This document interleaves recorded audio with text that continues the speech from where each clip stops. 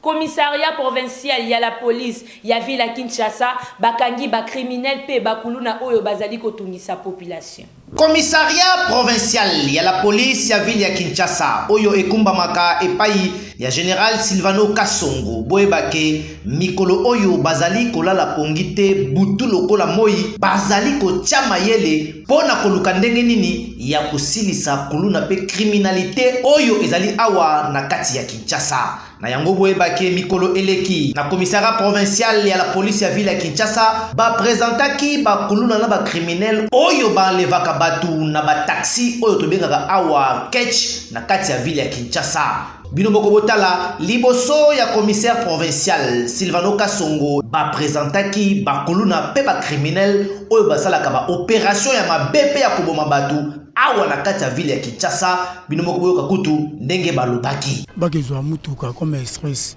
so bakezwa mutuka babida place ke mutuka na yoya. Pour opérer, nous montons un scénario en envoyant quelqu'un chercher un taxi pour amener une personne souffrante à l'hôpital. Dès que le chauffeur vient avec sa voiture pour prendre le client pour la course, nous sautons sur lui, nous le ligotons et l'amenons loin pour l'abandonner quelque part et nous partons avec sa voiture. Nous avons déjà tué 4 chauffeurs.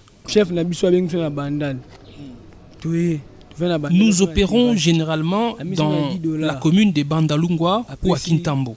Notre chef nous appelle, on s'installe dans une terrasse pour prendre quelque chose. Il donne $10 à un de nous qui va chercher un taxi prétextant vouloir amener peut-être maman à l'hôpital. Et là, nous on vient, on opère. On est équipé de machettes et d'un fil pour ligoter et museler les chauffeurs.